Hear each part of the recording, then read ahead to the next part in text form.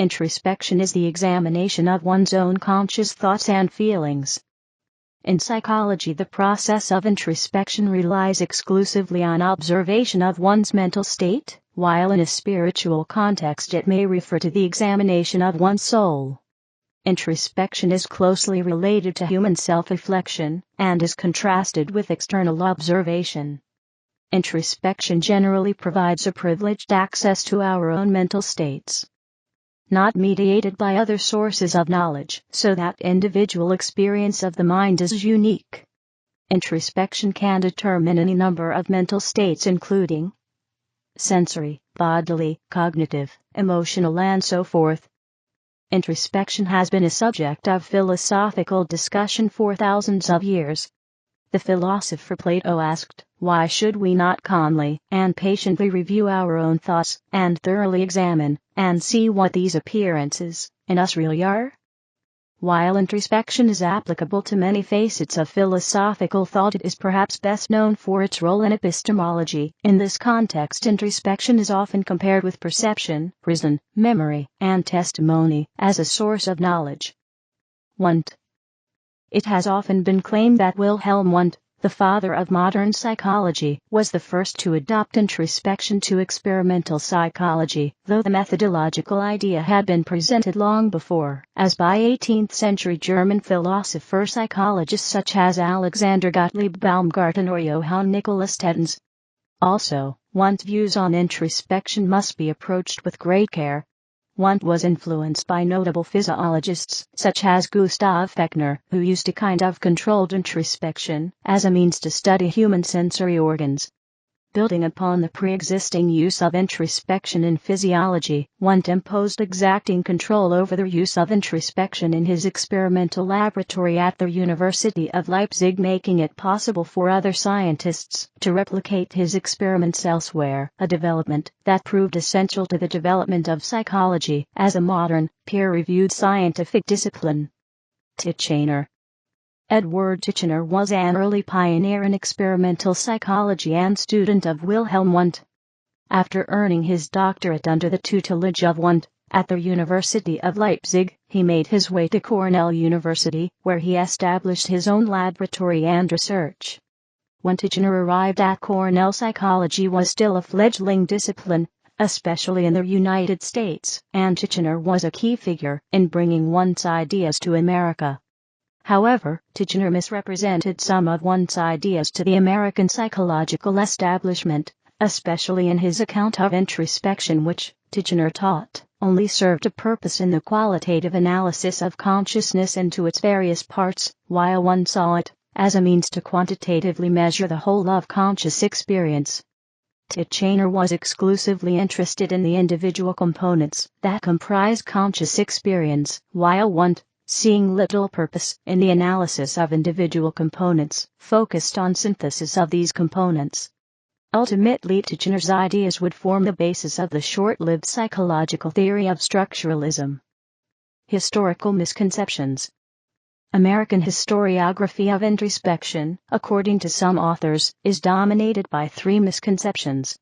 In particular, historians of psychology tend to argue 1. That introspection once was the dominant method of psychological inquiry, 2. That behaviorism, and in particular John B. Watson, is responsible for discrediting introspection as a valid method, and 3. That scientific psychology completely abandoned introspection as a result of those critiques.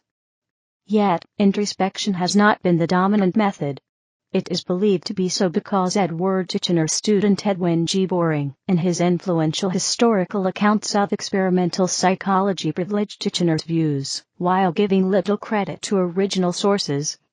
Moreover, in addition to John B. Watson, introspection has also been critiqued by many other psychologists, including Wilhelm Wundt, Knight Dunlap, and others. Dunlap, in his article The Case Against Introspection, presents an argument against self-observation that is not primarily rooted in behaviorist epistemology.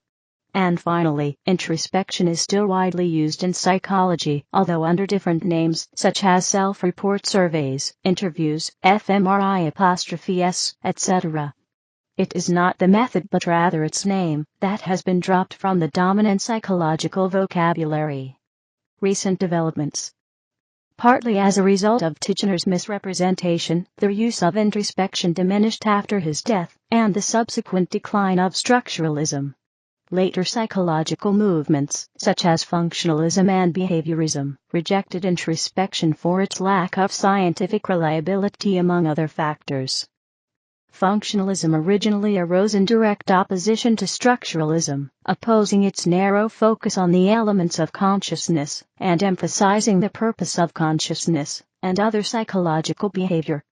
Behaviorism's objection to introspection focused much more on its unreliability and subjectivity, which conflicted with behaviorism's focus on measurable behavior. The more recently established cognitive psychology movement has to some extent accepted introspection's usefulness in the study of psychological phenomena, though generally only in experiments pertaining to internal thought conducted under experimental conditions. For example, in the Think Aloud protocol, investigators cue participants to speak their thoughts aloud in order to study an active thought process, without forcing an individual to comment on the process itself. Already in the 18th century, authors had criticized the use of introspection, both for knowing one's own mind, and as a method for psychology. David Hume pointed out that introspecting a mental state tends to alter the very state itself. A German author, Christian Gottfried Schutz, noted that introspection is often described as mere inner sensation, but actually requires also attention, that introspection does not get at unconscious mental states, and that it cannot be used naively. One needs to know what to look for. Immanuel Kant added that, if they are understood too narrowly, introspective experiments are impossible. Introspection delivers, at best, hints about what goes on in the mind. It does not suffice to justify knowledge claims about the mind. Similarly, the idea continued to be discussed between John Stuart Mill and Auguste Comte.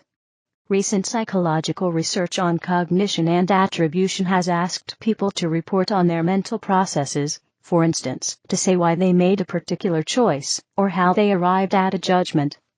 In some situations, these reports are clearly confabulated. For example, people justify choices they have not in fact made.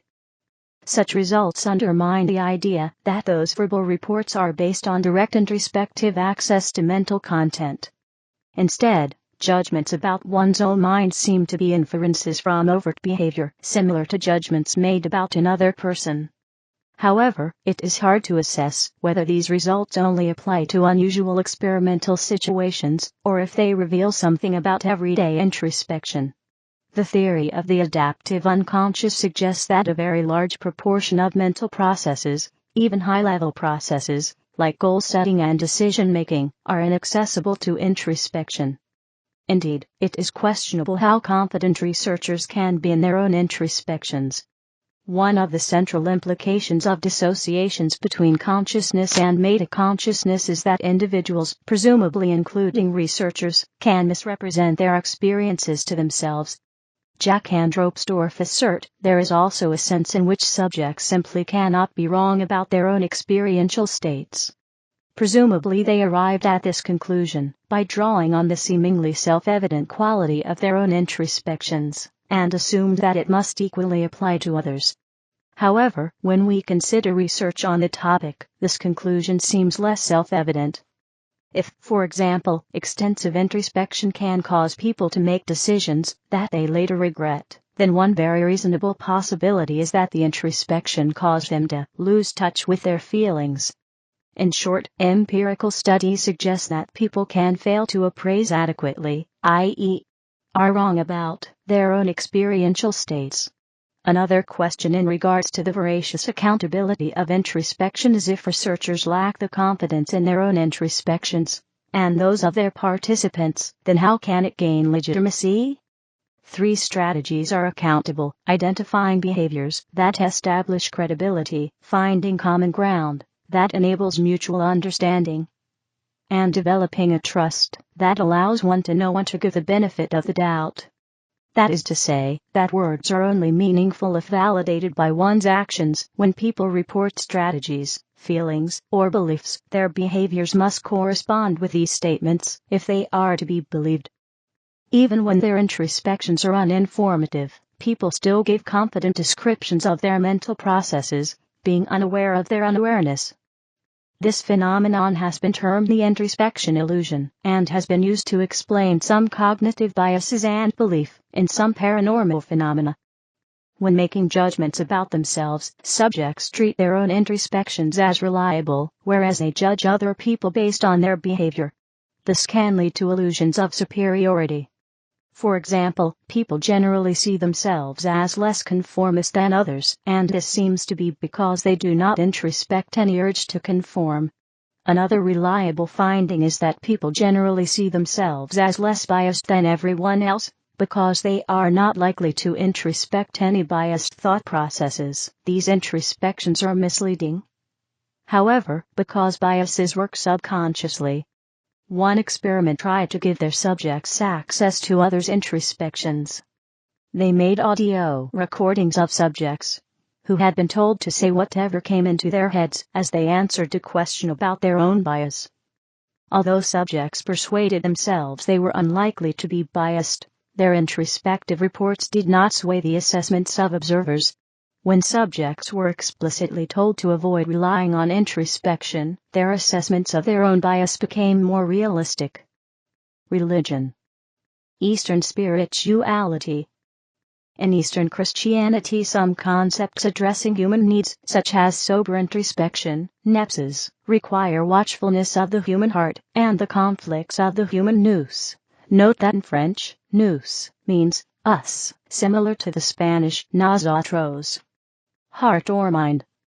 Noetic understanding cannot be achieved by rational or discursive thought, i.e. systemization. Gnosticism. The early church fathers wrote extensively on the aspects of the gnosis, which, if God, as Plato and other philosophers including Descartes determined, the later asserting, God is pure consciousness. Thus, by definition, if God was made mind, the Gnostic religion, or Gnosticism in particular, becomes a psychology. See C.G. Jung for references. Hippolytus wrote on the subject that gnosis, effectively throughout the mythology of Gnosticism, came to terms with introspection via the emanation of the first cause, as described by Mead in his book, Fragments of a Faith Forgotten. The problematic conceptions of a God capable of first cause emanation, without a body, lead the early Gnostics to elaborate a cosmogony far removed from its literal meaning. The boundless one the Pythagoreans, Essenes, Platonists, and Gnostics Theosophists argued was called the monad. The single-pointedness was incomprehensible, the emanation of himself, Sophia, wisdom, whom being created seemingly spontaneously without cause led, almost 1,000 years previously, the early Hindus of Rigveda, in their creation hymn, to assert only he knows why, even to the extent of admitting that there is a likelihood that their universal wisdom knew not even of himself. This theology denounced such a posteriori proclamations due to the lack of an empirical body, and the apparent fact with no material there is no information, and thus no reflection. It was either brought forth a priori, or not at all, to use Kant's definitions of epistemology. This led many Hindus simply to deny the existence of God, and many an existentialist to assert a strong difference between human consciousness and God's omniscience simply because human reality has a literal reflection of self, the body. The material world many Gnostics, most notably the Manichaeans, believed was evil. We are demons, in the mud. God's incorporeality made reflection limited to being thought of self a priori, because in Gnostic theology Sophia was but a word. This word, without a parchment, was not only incomprehensible, but also limited in empirical knowledge of experience. Via ecstasy, to stand outside oneself, the original idea became manifest, ideon, the masculine noun to the feminine, gnosis, or gnosis, giving us idea, in English, from the Greek. This idea preceded something physical, much like the creation of heaven and earth. Not only was it considered impossible by many atheists and many existentialist believers, it was plausible given the infinite amount of time. This confusion led many Gnostics to assert first cause introspection may have taken place unbeknown to the boundless one, deism, and idealism in the making, and ultimately led many others to believe the material world was created by a demiurge, or lesser god, whom they often call the craftsman. Jainism. Jains practice pratikraman, Sanskrit introspection, a process of repentance of wrongdoings during their daily life, and remind themselves to refrain from doing so again. Devout Jains often do pratikraman, at least twice a day. Hinduism. Swami Chinmayananda emphasized the role of introspection in 5 stages outlined in his book Self-Unfoldment. In fiction, introspection, also referred to as Rufus dialogue, interior monologue, self-talk, is the fiction writing mode used to convey a character's thoughts. As explained by Rennie Brown and Dave King, one of the great gifts of literature is that it allows for the expression of unexpressed thoughts. According to Nancy Kress, a character's thoughts can greatly enhance a story, deepening characterization, increasing tension, and widening the scope of a story. As outlined by Jack M. Bickham, thought plays a critical role in both scene and sequel.